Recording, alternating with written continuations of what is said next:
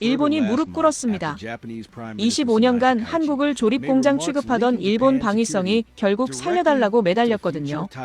드론 650대 앞에서 일본 최고 방공망이 11초도 못 버티고 무너졌습니다. 한 발에 수만 달러짜리 미사일로 한 달러 드론을 막다가 일본은 파산 직전까지 몰렸죠. 그때 한국이 나섰습니다. 48대 전멸 11초. 일본 전문가들이 입을 다물지 못했습니다.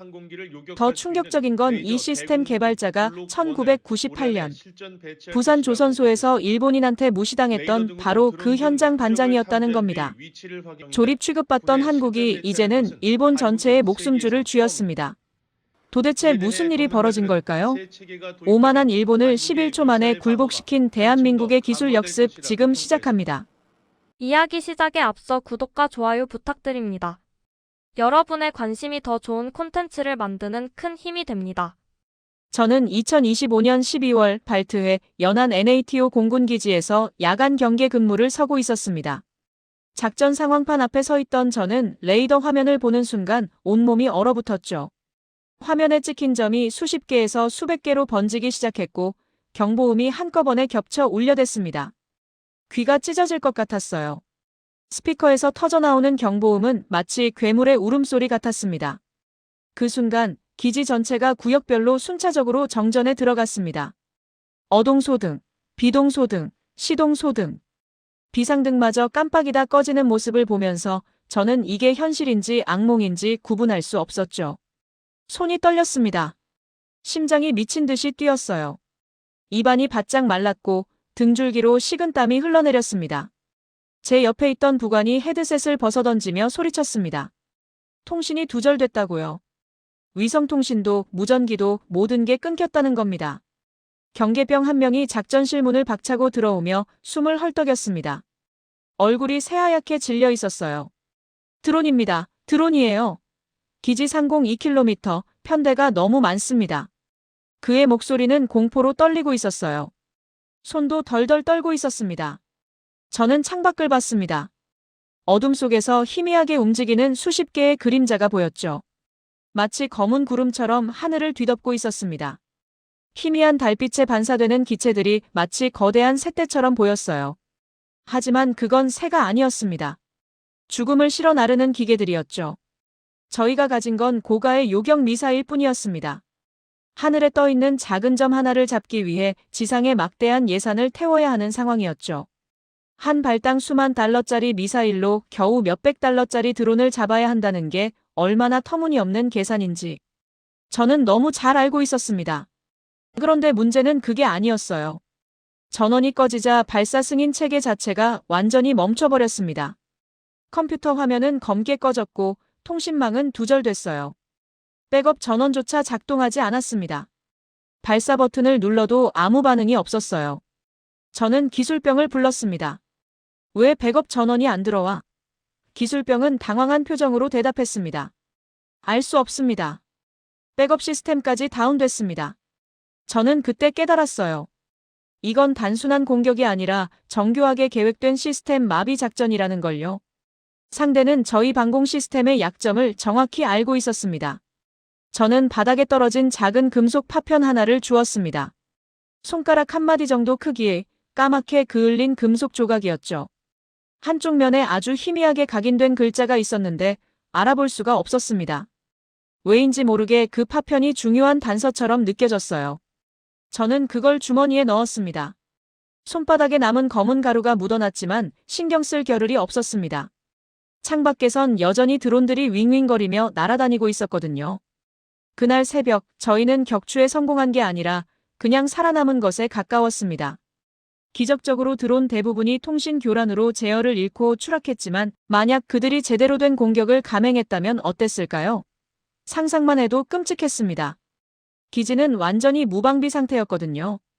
새벽 4시쯤 되어서야 전원이 복구됐고 그때 저는 비로소 상황의 심각성을 제대로 파악할 수 있었습니다.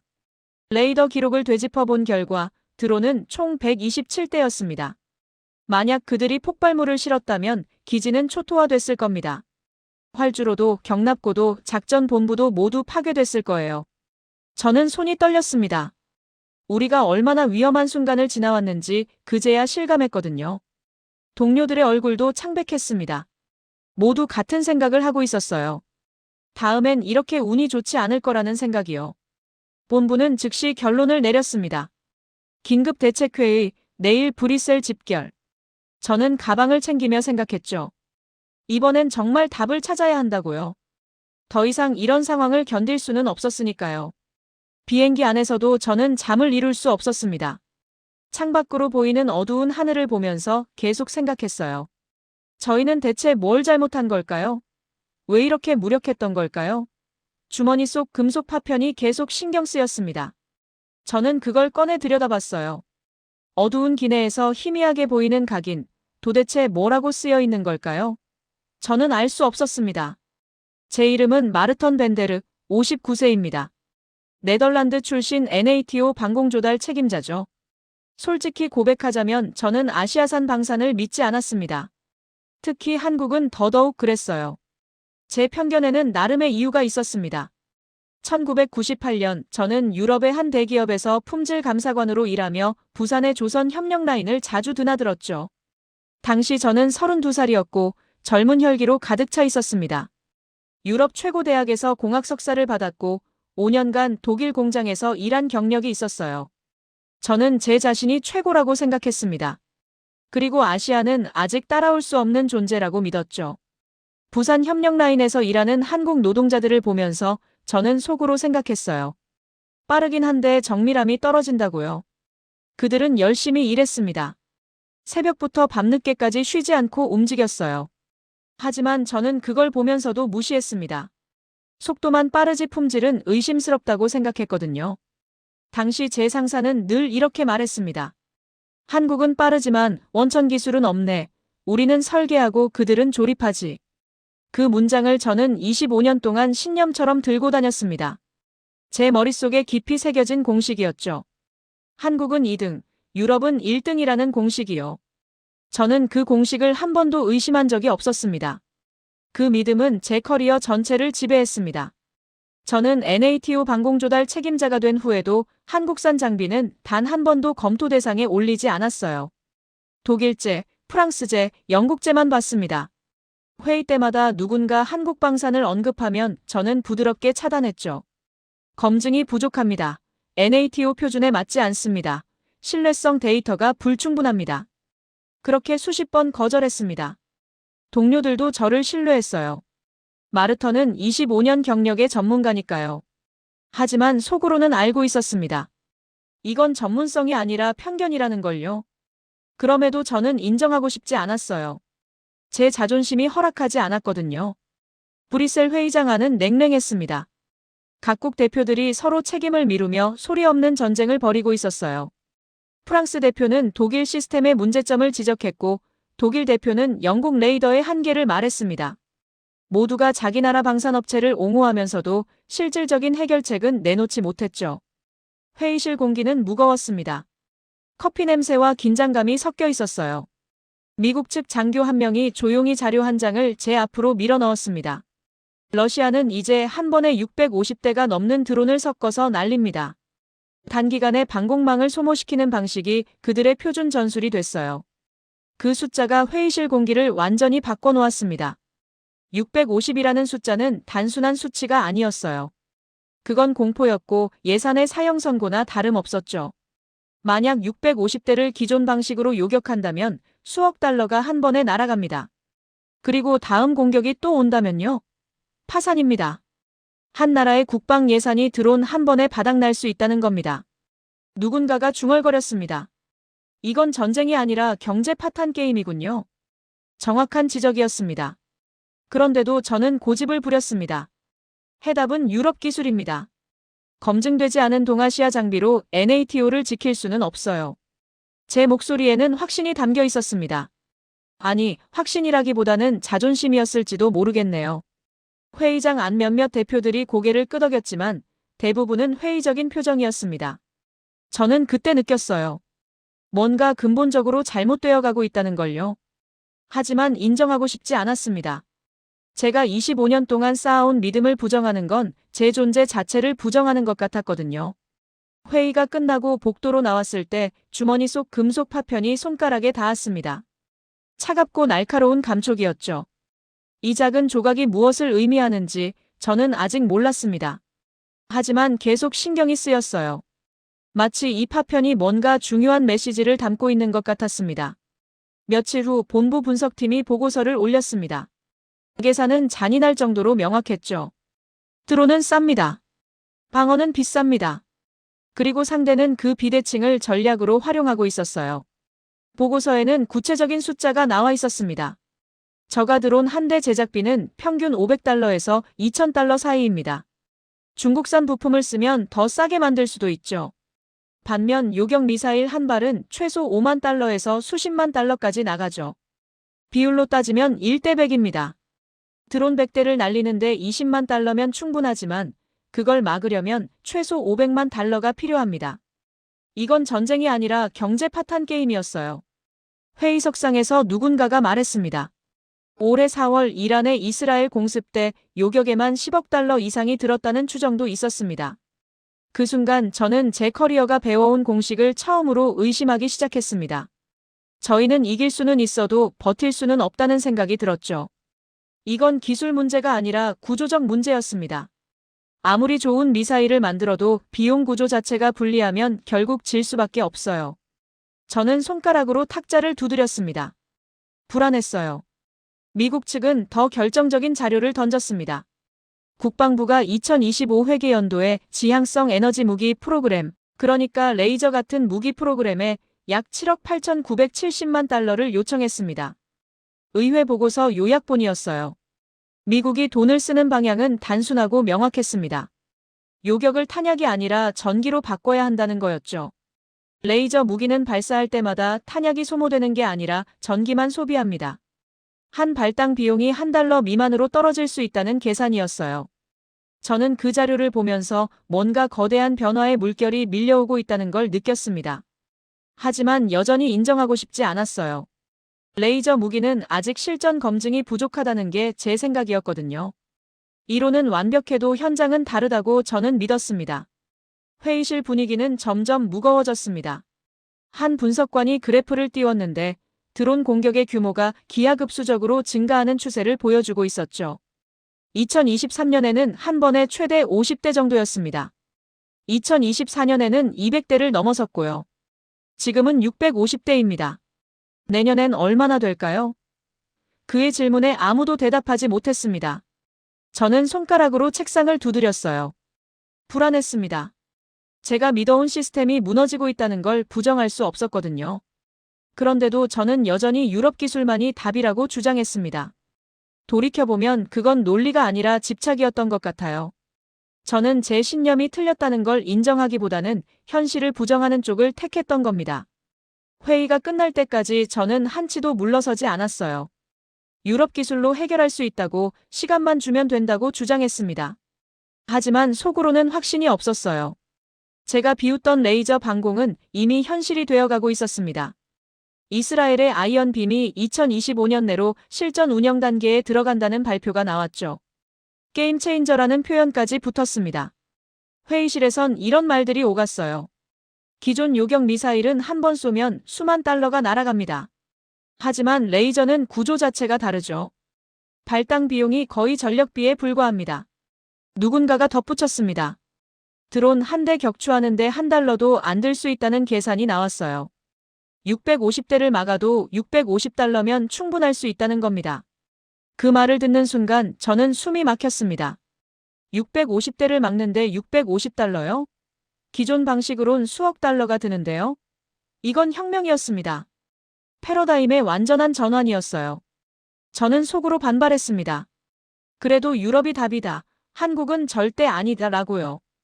그때 독일 대표가 비꼬듯이 한마디 던졌습니다. 마르턴, 자네 아직도 한국은 조립만 한다고 믿나? 제 얼굴이 굳었습니다. 저는 그들을 설득하려고 했어요. 유럽 방산의 신뢰성은 수십 년간 검증됐습니다. 우리가 왜 검증되지 않은 곳에 의존해야 하죠? 하지만 제 목소리엔 힘이 없었습니다. 왜냐하면 저 스스로도 제 말을 믿지 못했거든요. 독일 대표가 다시 말했습니다. 마르턴, 25년 전 이야기를 아직도 하고 있나? 세상이 얼마나 바뀌었는데? 저는 대답할 수 없었어요. 그는 계속 말했습니다. 한국은 이제 반도체 세계 1위, 조선 세계 1위, 배터리 세계 1위야. 그런데 자네는 아직도 그들을 조립공장으로 보고 있어. 그 말이 제 가슴을 찔렀습니다. 전장은 이미 숫자로 증명하고 있었습니다. 우크라이나에선 대규모 드론 파도가 한 번이 아니라 연속으로 나타나고 있었어요. 매일 갱신되는 데이터를 보면서 저는 알 수 있었습니다. 이건 더 이상 예외가 아니라 새로운 표준이 되고 있다는 걸요. 어느 분석가가 말했습니다. 작년 한 해 동안 우크라이나 전장에서 확인된 드론 공격 횟수가 5만 건을 넘었습니다. 이제 드론은 보조수단이 아니라 주요 무기가 됐어요. 그 말을 들으면서 저는 뭔가 무너지는 소리를 들었습니다. 제 내면 깊은 곳에서요. 전쟁의 방식이 완전히 바뀌고 있었습니다. 과거엔 비싼 무기가 이겼지만 이제는 싸고 많은 무기가 이기는 시대가 됐어요. 그리고 저희는 여전히 과거 방식에 집착하고 있었습니다. 회의는 계속됐지만 답은 나오지 않았습니다. 각국 대표들은 자기 나라 방산업체를 옹호하느라 바빴고 실질적인 해결책은 뒷전이었죠. 저 역시 마찬가지였습니다. 저는 유럽 기술을 고집했지만 사실 속으로는 확신이 없었어요. 단지 인정하기 싫었을 뿐이었습니다. 주머니 속 금속 파편을 만지작거리며 저는 생각했습니다. 이 파편이 대체 뭘 의미하는 걸까요? 왜 이렇게 신경이 쓰이는 걸까요? 저는 아직 몰랐습니다. 이 작은 조각이 제 모든 신념을 뒤흔들 열쇠가 될 줄은요. 회의가 끝나고 호텔로 돌아왔을 때 저는 그 파편을 꺼내 자세히 들여다봤습니다. 희미한 각인이 있었지만 여전히 알아볼 수 없었어요. 저는 그걸 책상 위에 올려놓고 한참을 바라봤습니다. 불안했습니다. 바로 그때였습니다. 회의장 문이 열리더니 의장이 말했습니다. 추가 발표자가 있습니다. 대한민국 K방공연합 실무팀입니다. 회의실에 미묘한 비웃음이 번졌어요. 몇몇은 고개를 가로저었고 누군가는 한숨을 쉬었습니다. 저는 즉시 손을 들어 반대했습니다. 우리는 NATO 표준을 논의하는 중입니다. 여기는 외부 업체 설명회 자리가 아니에요. 제 목소리에는 짜증이 섞여 있었죠. 솔직히 말하면 저는 화가 났습니다. 왜 한국이 여기 있는 거죠? 누가 초대했죠? 이건 NATO 내부 회의인데요. 제 반대편에 앉았던 프랑스 대표도 고개를 끄덕이며 저를 지지했습니다. 그런데 한국 측 발표자가 짧게 대답했습니다. 저희는 업체가 아니라 공동작전 대안을 가져왔습니다. 그의 목소리는 차분했지만 단호했어요. 발표자는 한태경, 47세, 한국방산연구개발총괄 출신 프로젝트 매니저였습니다. 그리고 그와 함께 온 사람은 단 한 명, 서지아, 38세, 추적 및 제어 알고리즘 엔지니어였죠. 딱 2명이었습니다. 그래서 더 불편했어요. 자신감이 느껴졌거든요. 마치 2명이면 충분하다는 듯한 태도였습니다. 보통 이런 회의에 오면 최소 5명에서 10명은 데리고 오거든요. 프레젠테이션 담당, 기술 담당, 통역, 보조 인력까지요. 그런데 이들은 딱 2명만 왔습니다. 저는 속으로 비웃었어요. 준비도 제대로 안 하고 왔나 보다 라고요. 한태경은 프레젠테이션을 시작했습니다. 이동식 다중 센서와 전파 교란 그리고 고에너지, 레이저를 하나의 지휘체계로 묶은 하이브리드 방공 시스템입니다. 화면에 복잡한 도표가 떴어요. 표적이 수십 대에서 수백 대로 늘어날수록 오히려 효율이 올라가는 구조로 설계했습니다. 저는 냉소했습니다. 말은 쉽죠. 실전은 다릅니다. 제 목소리에는 비아냥이 담겨 있었어요. 회의실 안 몇몇 대표들이 웃음을 참는 게 보였습니다. 저는 계속 말했습니다. 레이저 무기는 아직 실전 검증이 부족합니다. 이론상으론 완벽해 보이지만 날씨, 먼지, 습도 같은 변수에 취약하죠. 그리고 다중센서 통합은 말처럼 쉽지 않습니다. 각 센서의 데이터를 실시간으로 처리하려면 엄청난 컴퓨팅 파워가 필요한데 그걸 이동식 플랫폼에 담는다고요? 저는 기술적 문제점을 하나하나 지적했습니다. 그 순간 한태경이 제 쪽을 똑바로 보며 말했습니다. 마르턴 벤데르 책임자님, 1998년 부산, 그때 품질 감사관이셨죠. 저는 숨이 막혔습니다. 심장이 쿵 내려앉는 느낌이었어요. 제 과거를 정확히 알고 있다는 게 믿기지 않았습니다. 회의실이 조용해졌습니다. 모두가 저를 쳐다봤죠. 저는 아무 말도 할 수 없었습니다. 한태경은 잠시 침묵한 뒤 다음 슬라이드로 넘어갔어요. 하지만 그 한마디가 제 머릿속을 계속 맴돌았습니다. 1998년 부산. 저는 그때 뭘 했던가요? 기억이 떠올랐습니다. 저는 그때 조선협력라인을 감사하면서 한국 노동자들을 무시했었죠. 그들의 의견은 듣지도 않았고 제안은 무시했습니다. 그냥 유럽 방식대로 하라고만 했어요. 저는 그때 젊었고 오만했습니다. 한국 엔지니어 서지아가 태블릿을 꺼내 화면을 보여줬습니다. 거기엔 오래된 흑백 사진이 있었어요. 부산 협력라인이었습니다. 작업복을 입은 젊은 한국인들 사이에 젊은 제 모습이 찍혀 있었죠. 저는 그때 30대 초반이었고 자신감 넘치는 표정으로 서 있었습니다. 팔짱을 낀 채 뭔가를 지시하는 모습이었어요. 그리고 사진 구석에 현장 반장의 이름이 자막으로 떴습니다. 한태경. 제 앞에 앉은 바로 그 사람이었습니다. 저는 충격을 받았어요. 그때 그 젊은 현장 반장이 지금 여기 앉아 있다니요. 25년이 지났는데 그는 저를 기억하고 있었습니다. 저는 그를 기억하지 못했지만요. 그는 담담하게 말했습니다. 그때 저는 조립만 했습니다. 맞습니다.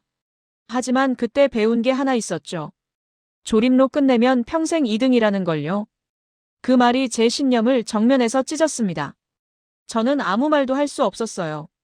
입술이 바싹 말랐고 목구멍이 메었습니다. 회의실 안 공기가 무거워졌습니다. 한태경은 계속 말했습니다. 그날 밤 저는 결심했습니다. 조립으로 끝내지 않겠다고요. 설계를 배우고 연구개발을 하고 원천 기술을 만들겠다고요. 그렇게 25년을 달려왔습니다. 그의 목소리엔 감정이 없었지만 무게가 느껴졌어요. 저는 부끄러웠습니다. 제가 무시했던 그 사람이 25년 동안 이렇게 성장했다는 게요. 저는 겨우 목소리를 찾아 반박했습니다. 좋습니다. 감동서사는 그만하시죠. 숫자, 성능, 검증, NATO가 원하는 건 그겁니다. 제 목소리는 떨렸지만 최대한 단호하게 말하려고 애썼어요. 한태경은 기다렸다는 듯이 다음 장을 띄웠습니다. 그럼 지금부터 기록으로 말씀드리겠습니다. 화면에 데이터가 쏟아지기 시작했습니다. 실험 결과, 시뮬레이션, 실전 배치 사례들이었죠. 저는 숨을 죽이고 화면을 봤습니다. 데이터는 제 예상을 뛰어넘었어요. 레이저 출력 효율 87%, 다중표적 동시 추적 능력 최대 120개, 전파 교란 성공률 94%, 이건 이론이 아니라 실제 테스트 결과였습니다. 서지아가 설명을 이어갔습니다. 저희 시스템은 3단계로 작동합니다. 첫째, 다중 센서가 드론 편대를 탐지하고 우선순위를 자동으로 분류합니다. 레이더, 적외선, 광학 센서가 통합돼서 작동하죠. 둘째, 전파 교란으로 편대의 통신을 끊어 무력화시킵니다. 드론은 제어를 잃고 추락하거나 제자리에서 정지합니다. 셋째, 레이저로 남은 표적을 제거하죠. 핵심은 이 3가지가 하나의 지휘체계로 통합돼 있다는 겁니다. 인공지능이 실시간으로 판단해서 가장 효율적인 방법을 선택합니다. 저는 여전히 회의적이었습니다. 이론은 완벽해 보이죠. 하지만 실전에서 작동한다는 보장이 어디 있습니까? 서지아가 다음 화면을 띄웠습니다. 거기엔 실제 테스트 영상이 있었어요. 50대의 드론이 동시에 날아오는 모습, 그리고 그걸 20초 안에 모두 무력화시키는 장면이었습니다. 저는 할 말을 잃었습니다. 한태경이 대답했습니다. 그래서 제안합니다. 사고가 난 그 발트해 기지에서 동일 조건으로 재현 실험을 하겠습니다. 회의실이 술렁였어요. 저는 코웃음을 쳤습니다. 시연은 얼마든지 꾸밀 수 있습니다. 한태경은 고개를 저었습니다. 꾸밀 수 없는 조건을 쓰겠습니다. 전원 차단 상황, 통신 교란 상황, 그날처럼요. 저는 할 말을 잃었습니다. 전원 차단 상황에서 방공 시스템을 가동한다는 건 거의 불가능에 가까웠거든요. 저희 기존 시스템은 전원이 끊기면 완전히 무용지물이 됩니다. 그런데 이들은 그 조건에서도 작동한다고 장담하고 있었어요. 한태경의 얼굴엔 확신이 가득했습니다. 저는 그때 뭔가 이상한 느낌을 받았어요. 이 사람들은 뭔가 알고 있다는 느낌이었습니다. 그냥 이론이나 시뮬레이션이 아니라 실제로 해본 것 같은 확신이었죠. 며칠 뒤 저희는 발트해 기지로 향했습니다. 브뤼셀에서 논쟁이 이어지는 사이에도 전장 상황은 계속 악화되고 있었어요. 우크라이나에선 대규모 드론 파도가 한 번이 아니라 연속으로 나타나고 있다는 데이터가 매일같이 갱신됐습니다. 어느 보고서에는 이런 문구가 있었죠. 드론 공격은 이제 물결이 아니라 쓰나미가 되고 있다. 저는 그 문장을 읽으며 등골이 오싹해지는 걸 느꼈습니다. 파도는 한 번 오고 가지만 쓰나미는 계속 밀려옵니다. 그리고 지금 전장이 바로 그런 상황이었어요. 비행기 안에서 저는 창밖을 보며 생각했습니다. 만약 한국 시스템이 실패한다면 저는 당당하게 유럽 방식을 주장할 수 있을 겁니다. 하지만 만약 성공한다면요? 그럼 제25년 신념은 어떻게 되는 거죠? 기지에 도착했을 때 저는 끝까지 의심했습니다. 한국팀이 준비하는 모습을 지켜보면서도 속으로 생각했죠. 시연은 얼마든지 조작할 수 있다고요. 하지만 한태경은 제 의심을 알고 있는 듯 말했습니다. 조건은 당신들이 정하세요. 저희는 그대로 따르겠습니다. 저는 가장 까다로운 조건을 제시했습니다. 드론 표적 48대, 속도와 고도와 방향이 모두 랜덤이어야 하고 전원은 일부를 고의로 차단하며 통신망도 부분적으로 교란시키겠다고요. 게다가 날씨 조건도 최악이었습니다. 바람이 세게 불었고 습도도 높았어요. 레이저 무기에는 최악의 조건이었죠. 한태경은 고개를 끄덕였습니다. 좋습니다. 준비가 끝났고 카운트다운이 시작됐습니다. 저는 팔짱을 끼고 서 있었어요. 실패하는 모습을 보고 싶었습니다. 솔직히 그랬어요. 그래야 제 신념이 옳다는 게 증명되니까요. 카운트가 제로에 도달했고 드론 48대가 일제히 상공으로 날아올랐습니다. 레이더 화면에 빨간 점들이 사방으로 흩어졌죠. 드론들은 제각각 다른 속도와 고도로 움직였습니다. 어떤 건 저공 비행을 하고 어떤 건 고공에서 급강하했어요. 패턴이 없었습니다. 예측 불가능했죠. 그리고 시작됐습니다. 첫 번째 표적이 떨어졌어요. 폭발이 아니었습니다. 그냥 조용히 추락했습니다. 마치 전원이 꺼진 것처럼요. 5초 또 한 대가 떨어졌습니다. 9초 세 대가 동시에 떨어졌습니다. 11초 레이더 화면의 모든 빨간 점이 사라졌습니다. 48대 전부였습니다. 저는 눈을 의심했어요.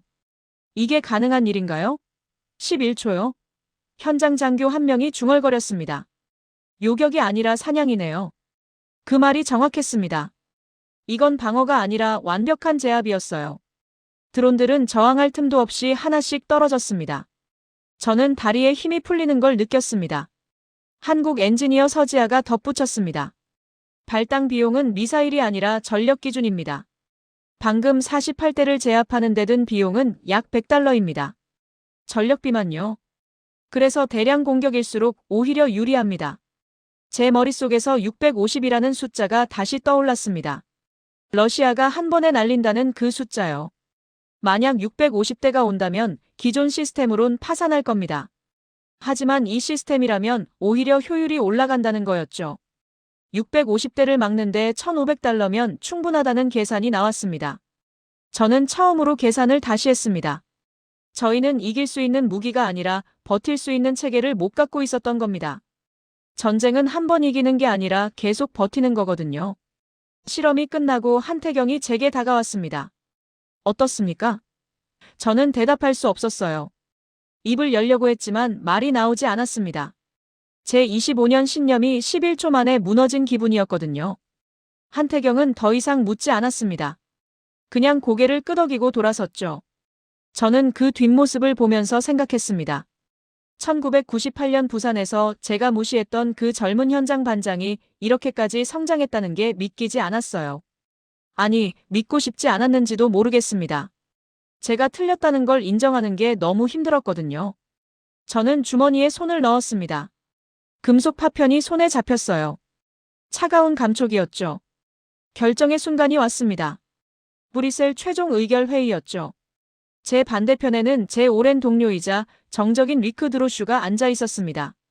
56세, 프랑스 방산 로비 출신 조달위원이었어요. 그는 회의장 전체를 향해 목소리를 높였습니다. 한국 기술을 들이면 유럽 방산 생태계가 죽습니다. NATO의 자존심이 무너져요. 우리가 70년 동안 쌓아온 기술 주권이 사라집니다. 그 말이 제 가슴을 찔렀습니다. 자존심, 그건 제가 평생 붙들고 있던 단어였거든요. 위크는 계속 말했습니다. 만약 한국 기술에 의존하게 되면 우리는 언제까지고 그들의 손아귀에 있게 됩니다. 기술 종속이죠. 우리 방산업체들은 무너질 겁니다. 일자리가 사라집니다. 이건 단순한 무기 도입이 아니라 유럽의 미래를 파는 겁니다. 저는 마지막까지 흔들렸습니다. 한국을 채택한다는 건 제가 25년 동안 믿어온 세계관이 틀렸다는 뜻이었어요. 제 커리어 전체를 부정하는 거나 마찬가지였죠. 회의실 안 분위기는 팽팽했습니다. 찬성파와 반대파가 팽팽하게 맞서고 있었어요. 저는 주머니 속에 손을 넣었습니다. 그리고 그 금속 파편을 만졌죠. 차갑고 거친 표면이 손가락 끝에 닿았습니다. 저는 그 파편을 꺼내 책상 위에 올려놓았습니다. 회의실이 조용해졌어요. 한태경이 조용히 말했습니다. 그 조각, 저희가 분석했습니다. 기지 전원 스위치를 태운 저가 교란 드론의 외피였어요. 요격 미사일로는 이길 수 없는 방식이죠. 저는 그제야 깨달았습니다. 그날 정전은 우연이 아니었던 겁니다. 상대는 저희 방공 시스템 자체를 무력화시키는 공격을 한 거였어요. 미사일로 드론을 격추하는 게 아니라 시스템 자체를 죽이는 전략이었던 겁니다. 한태경이 계속 말했습니다. 그 드론의 제작비는 약 300달러로 추정됩니다. 하지만 그 드론 하나가 수억 달러짜리 방공 시스템을 무력화시켰죠. 이게 현대 전쟁입니다. 비싼 게 이기는 게 아니라 똑똑한 게 이깁니다. 저는 자리에서 일어섰습니다. 회의장이 조용해졌어요. 모두가 저를 쳐다봤습니다. 저는 천천히 입을 열었습니다. 나는 오늘 내 신념을 폐기하겠습니다. 회의장이 얼어붙었습니다. 누군가 숨쉬는 소리까지 들렸어요. 저는 계속 말했습니다. 한국과 공동개발, 공동생산, 공동수출 프레임으로 갑니다. 단순 구매가 아니라 동맹의 방어 구조로 편입시키는 겁니다. 이건 기술 종속이 아니라 기술 협력입니다. 우리가 배워야 합니다. 자존심 때문에 죽을 순 없습니다. 위크가 독하게 웃었습니다. 자네 미쳤군. 25년 경력을 하루아침에 버리나? 저는 그를 똑바로 보며 대답했습니다. 미친 건 우리입니다. 드론이 650대씩 온다는데 우리는 아직도 체면을 따지고 있지 않습니까? 발트해 기지에서 127대가 왔을 때 우리는 속수무책이었습니다. 650대가 오면 어떻게 하시겠습니까? 자존심으로 막으시겠습니까? 제 목소리는 떨렸지만 단호했어요. 위크는 고개를 저으며 자리에 앉았습니다. 의장이 표결을 진행했습니다. 표결 결과는 찬성 다수였습니다. 의결됐습니다. 회의가 끝나고 사람들이 하나둘 나갔어요. 한태경이 제게 다가와 악수를 청했습니다. 저는 그의 손을 잡았습니다. 그가 조용히 말했습니다. 1998년에 당신이 저를 깔봤던 거 기억합니다. 그때 당신은 제 의견을 한 번도 들어주지 않았죠. 그냥 조립이나 하라고 했습니다. 제 얼굴이 화끈해졌습니다. 부끄러웠어요. 그가 이어 말했습니다. 그 덕분에 여기까지 왔습니다. 조립로 끝내면 영원히 2등이라는 걸 그때 배웠거든요. 당신이 저를 무시한 그날, 저는 결심했습니다. 언젠가 당신 앞에 다시 서겠다고요. 하지만 이번엔 조립공이 아니라 설계자로 서겠다고요. 저는 그 말을 받아들였습니다. 그리고 처음으로 제가 패배한 게 아니라 살아남았다는 느낌이 들었어요. 창밖을 보니 해가 지고 있었습니다.